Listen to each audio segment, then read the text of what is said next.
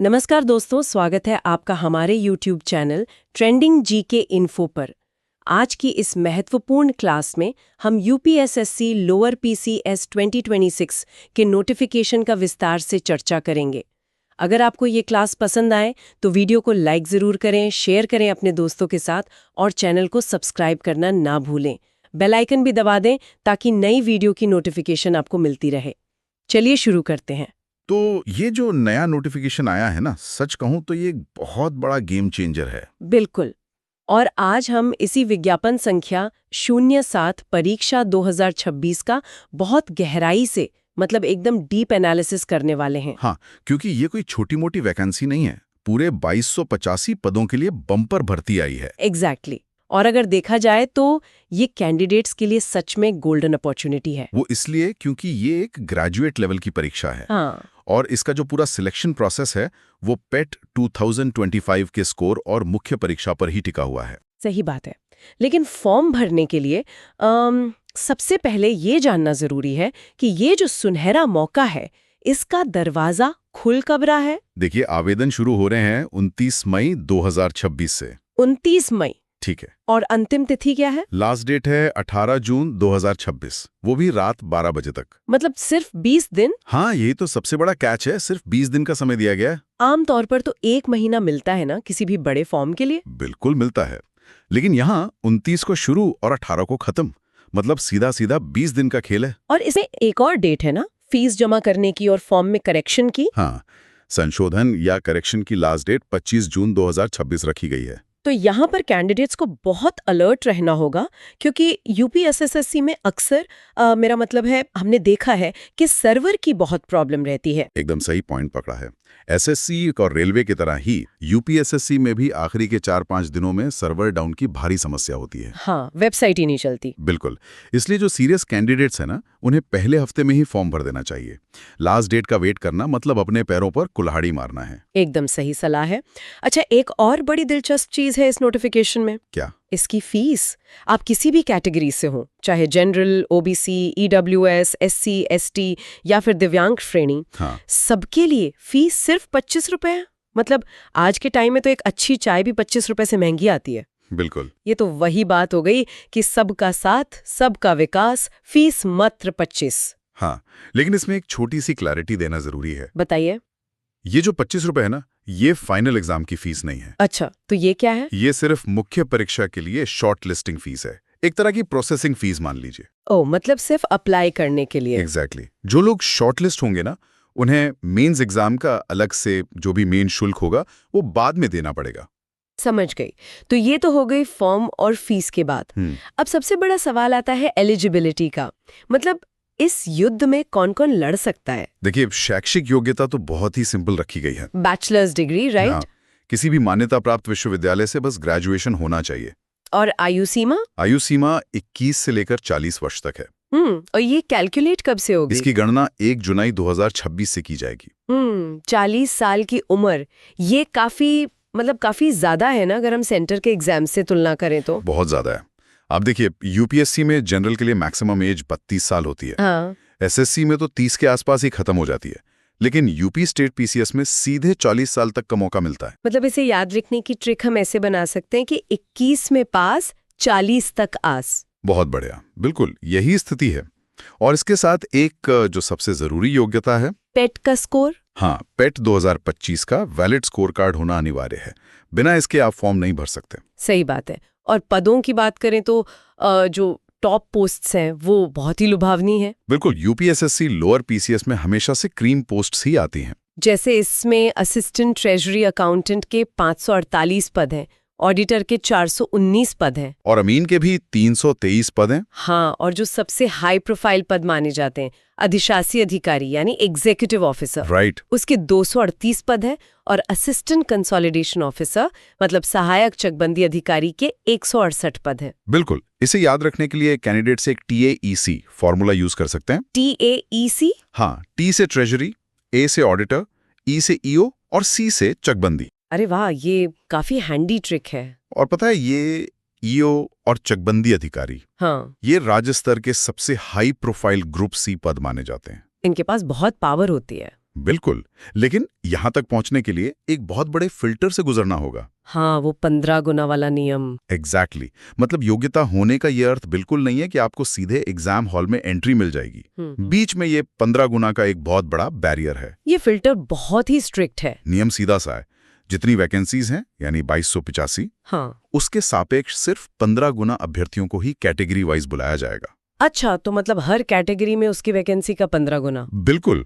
और हाँ, जिनके पेट एग्जाम में 0 या नेगेटिव मार्किंग आई है ना, हाँ, वो तो पहले ही इस रेस से बाहर हैं, उन्हें तो कंसिडर ही नहीं किया जाएगा। लेकिन एक सवाल आता है दिमाग में, क्या ये 15 गुना का जो नियम है ये हर परीक्षा में लागू होता है यूपीएसएससी की? हाँ, अब तो ये लगभग हर मेंस एग्जाम में लागू है। जैसे आप पिछला लेखपाल देख लीजिए या वीडियो का एग्जाम देख लीजिए। अच्छा, सब में यही 15 गुना का फॉर्मूला लगा है। मतलब पेट 2025 में अच्छा स्कोर ही मेंस में बैठने का इकलौता रास्ता है। ये तो एक तरह का शॉर्ट लिस्टिंग फनल हो गया। ऊपर से लाखों लोग फॉर्म भरेंगे और नीचे से सिर्फ कुछ हजार छन कर आएंगे। बिल्कुल सही कहा। अब मान लीजिए जो कैंडिडेट्स इस 15 गुना वाले फनल को पार कर लेते हैं, हाँ, उनका सामना होगा मुख्य परीक्षा के असली चक्रव्यूह से। और ये चक्रव्यूह काफी ट्रिकी है इस बार। बिल्कुल। पहले एग्जाम पैटर्न को डिकोड करते हैं। पेपर में 100 प्रश्न होंगे जो 100 अंकों के होंगे। राइट। और टाइम मिलेगा 120 मिनट यानी पूरे 2 घंटे। ये टाइमिंग बहुत क्रूशियल है। और नेगेटिव मार्किंग भी है, 1/4 यानी 25%।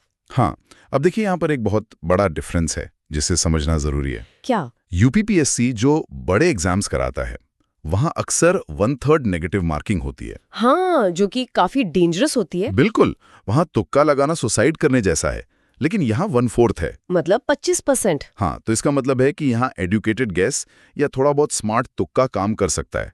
अगर आप 2 ऑप्शंस एलिमिनेट कर पा रहे तो रिस्क लेना समझदारी है। एकदम। तो इसे हम ऐसे समराइज कर सकते हैं कि 100 सवाल 120 मिनट, स्पीड ही सिलेक्शन है। एग्जैक्टली, स्पीड और एक्यूरेसी का ही पूरा खेल है। अब आते हैं सिलेबस पर। और सच कहूं तो सिलेबस का पार्ट 1 देख के मैं काफी हैरान हूं। वो क्यों? क्योंकि जीएस जो 65 नंबर का है, उसमें सब्जेक्ट्स का जो वेटेज है ना, वो एकदम उलट गया है। हाँ, ये बहुत बड़ा मतलब एकदम पैराडाइम शिफ्ट है। आमतौर पर हम देखते हैं कि हिस्ट्री का वेटेज सबसे ज्यादा होता है। बच्चे मोटी मोटी इतिहास की किताबें रटते रहते हैं। बिल्कुल। लेकिन यहाँ हिस्ट्री सिर्फ 5 नंबर की है। और ज्योग्राफी भी सिर्फ 5 नंबर की है। हाँ, और इसके उलट इकोनॉमी को 10 नंबर और एनवायरनमेंट को भी 10 नंबर दिए गए हैं। और पॉलिटी भी 10 नंबर की है। तो मतलब इकोनॉमी, एनवायरनमेंट और पॉलिटी, यही तीनों मिलकर 30 नंबर बना रहे हैं। बिल्कुल। इसे याद रखने के लिए कैंडिडेट्स एक PEE फॉर्मूला बना सकते हैं। PEE। हाँ, P से पॉलिटी, E से इकोनॉमी और E से एनवायरनमेंट।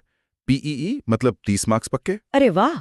और बाकी जो बचे हुए 35 नंबर हैं पार्ट 1 के? हाँ, उसमें history, geography, science, current affairs, reasoning, maths और हिंदी, ये सब 5-5 नंबर के हैं। मतलब मैथ्स और रीजनिंग भी सिर्फ 5-5 नंबर के? हाँ, यही तो सबसे बड़ा मतलब सबसे शॉकिंग बदलाव है उन बच्चों के लिए जो सिर्फ मैथ्स और रीजनिंग के भरोसे बैठे रहते थे। तो पार्ट 2 में क्या है? पार्ट 2 में है कंप्यूटर और IT, जो सीधे 15 नंबर का है। 15 नंबर का कंप्यूटर? हाँ, और पार्ट 3 में है यूपी स्पेशल जीके। और वो कितने का है? वो पूरे 20 नंबर का है। ओहो, मतलब यूपी स्पेशल 20 और कंप्यूटर 15, टोटल 35 नंबर। बिल्कुल, ये है लो एफर्ट हाई रिवॉर्ड वाला section. UP plus PC equals to 35, यही सिलेक्शन का बेस बनेगा। एग्जैक्टली। यूपीएसएसएससी के एग्जाम्स में अब ये फिक्स कर दिया गया है कि यूपी स्पेशल का वेटेज 20% रहेगा ही रहेगा। ये तो एक तरह से यूपी के लोकल बच्चों को फायदा पहुंचाने वाला कदम हो गया ना? हाँ, आप ऐसा कह सकते हैं। प्रशासन चाहता है कि जो अधिकारी बने उन्हें राज्य की मतलब लोकल चीजों की अच्छी समझ हो। बिल्कुल। तो अगर हम एक सब्जेक्ट वर्सेस ROI यानी रिटर्न ऑन इन्वेस्टमेंट की मैट्रिक्स बनाएं, हाँ, तो हाई ROI वाले सब्जेक्ट्स होंगे यूपी स्पेशल, कंप्यूटर और एनवायरनमेंट। बिल्कुल सही। इनमें थोड़ा कम पढ़कर भी आप मैक्सिमम मार्क्स स्कोर कर सकते हैं। और लो ROI वाले सब्जेक्ट्स हो गए हिस्ट्री और ज्योग्राफी। हाँ, उनका सिलेबस अथाह है और नंबर सिर्फ 5-5। मतलब कैंडिडेट्स के लिए सीधा सा वार्निंग सिग्नल है, हिस्ट्री रुलाएगा, यूपी स्पेशल सिलेक्शन दिलाएगा। बहुत सही लाइन है ये। मेरी एक बहुत ही प्रैक्टिकल सलाह उन स्टूडेंट्स को। हाँ, बताइए। जो बच्चे एसएससी की तैयारी कर रहे हैं ना, जिनका मैथ्स और रीजनिंग बहुत स्ट्रांग होता है, उन्हें तुरंत अपना पूरा फोकस यूपीजीके और कंप्यूटर पर शिफ्ट कर देना चाहिए। क्योंकि यहाँ मैथ्स रीजनिंग का वेटेज बहुत कम है। एग्जैक्टली, मात्र 5-5 नंबर का। अगर आप उसी में लगे रहे तो रेस से बाहर हो जाएंगे। ये बहुत ही क्रूशल स्ट्रैटेजी है। पढ़ाई की रणनीति तो हमने डिस्कस कर ली, लेकिन क्या? कई बार क्या होता है ना, एक छोटी सी क्लेरिकल गलती, मतलब फॉर्म भरने में की गई एक छोटी सी भूल पूरी मेहनत पर पानी फेर सकती है। ओह हाँ, बिल्कुल। ये जो फेटल एरर्स होते हैं, इनसे बचना बहुत जरूरी है। खासकर जब बात EWS सर्टिफिकेट की आती है। इसके नियम बहुत बहुत ही ज्यादा सख्त है। हाँ, नोटिफिकेशन में साफ लिखा है कि जो EWS सर्टिफिकेट है वो 1 अप्रैल 2026 से लेकर 18 जून 2026 के बीच का बना होना चाहिए। अच्छा, मतलब इसी फाइनेंशियल ईयर का? बिल्कुल। वित्तीय वर्ष 2025-26 की आय के आधार पर यह सर्टिफिकेट इस डेट रेंज में इशू होना चाहिए। और 18 जून जो है वो तो फॉर्म भरने की लास्ट डेट है ना? हाँ, और उसी को आयोग क्रूशियल डेट मानता है। यूपीएसएससी इस क्रूशियल डेट को लेके मतलब इतना सख्त है कि अगर आपका सर्टिफिकेट 19 जून का भी हुआ ना, तो क्या होगा? तो वो उसे रिजेक्ट कर देंगे। सीधा रिजेक्ट? हाँ, तो इसलिए मैं तो कहूंगा कि जो भी EWS कैटेगरी में आते हैं वो इसे सबसे पहले बनवाएं। बिल्कुल, मतलब 18 जून से पहले EWS बनवाओ, वरना जनरल में जाओ। एकदम परफेक्ट वार्निंग है ये। और फॉर्म में अगर कोई गलती हो जाए तो करेक्शन का क्या सीन है? संशोधन का मौका मिलेगा, लेकिन सिर्फ एक बार। सिर्फ एक बार? हाँ, और वो भी 25 जून 2026 तक। उसके बाद कोई चांस नहीं। और फोटो और सिग्नेचर का क्या वो दोबारा अपलोड करने होंगे? नहीं, वो आपके पेट के फॉर्म से अपने आप ले लिए जाएंगे, मतलब वो ऑटो फेच हो जाएंगे सिस्टम से। अच्छा, ये तो थोड़ा टाइम बचाएगा। हाँ, लेकिन फिर भी बाकी डिटेल्स बहुत बहुत ध्यान से भरनी होंगी। तो दोस्तों, हमने सारी जरूरी डिटेल्स, तारीखें, फीस, सिलेबस और फॉर्म भरने की सावधानियां सब कुछ डिस्कस कर लिया है। बिल्कुल। अब टाइम है इस पूरी क्लास को समराइज करने का और एक फाइनल सक्सेस मंत्र देने का। तो मैं कैंडिडेट्स को एक 3 स्टेप सक्सेस मंत्र देना चाहूंगा। बताइए। स्टेप 1, फॉर्म तुरंत भरें, सर्वर एरर का वेट बिल्कुल ना करें। एकदम सही। स्टेप 2, जो गेम चेंजर्स हैं, मतलब यूपी स्पेशल और कंप्यूटर, इन पर अपना 100% वार करें। और स्टेप 3? स्टेप 3 है कि 120 मिनट में 100 सवालों को हल करने की स्पीड बनाने के लिए ज्यादा से ज्यादा मॉक टेस्ट दें। बिना मॉक टेस्ट के इस एग्जाम में टाइम मैनेज करना बहुत बहुत मुश्किल होगा। बिल्कुल। और एक चीज हमेशा याद रखें कि लोअर PCS की कट ऑफ हमेशा हाई जाती है। बिल्कुल जाती है। तो इसलिए आपका जो टारगेट है ना, वो 100 में से 75 प्लस का होना चाहिए। 75 से ऊपर का लक्ष्य लेकर ही पढ़ाई शुरू करें। और एक बात और, हाँ, जब आप ये पूरा सिलेबस देखते हैं तो एक बहुत ही गहरा सवाल दिमाग में आता है। कैसा सवाल? आप देखिए, ट्रेडिशनल हिस्ट्री और ज्योग्राफी को हटाकर इकोनॉमी, एनवायरनमेंट, कंप्यूटर और लोकल जीके को वेटेज दिया गया है। हाँ, ये तो हमने देखा। तो क्या हम ये कह सकते हैं कि सरकारी नौकरियां भी अब कॉर्पोरेट सेक्टर की तरह स्पेशलाइज्ड होती जा रही हैं? अरे वाह, ये तो बहुत ही सोचने वाली बात है। बिल्कुल। क्या आप राज्य को सिर्फ रटने वाले जर्नलिस्ट नहीं चाहिए, बल्कि ऐसे एक्सपर्ट्स चाहिए जो सीधा सिस्टम में आकर काम संभाल सकें? और अगर ऐसा है तो आने वाले टाइम में स्टूडेंट्स को अपनी तैयारी का पूरा अप्रोच ही बदलना पड़ेगा। बिल्कुल बदलना पड़ेगा, और इस नोटिफिकेशन ने वो साफ इशारा कर दिया है। बहुत ही प्रोवोकेटिव थॉट है ये। और इसी विचार के साथ हम आज की ये विस्तृत चर्चा यहीं समाप्त करते हैं। हाँ, और हमारा नारा याद रखिएगा, अप्लाई, अटैक, अचीव। बिल्कुल। जल्दी से फॉर्म अप्लाई करिए, सिलेबस पर अटैक करिए और अपनी ड्रीम जॉब अचीव करिए। तो अपनी तैयारी तुरंत शुरू कर दीजिए। All the best.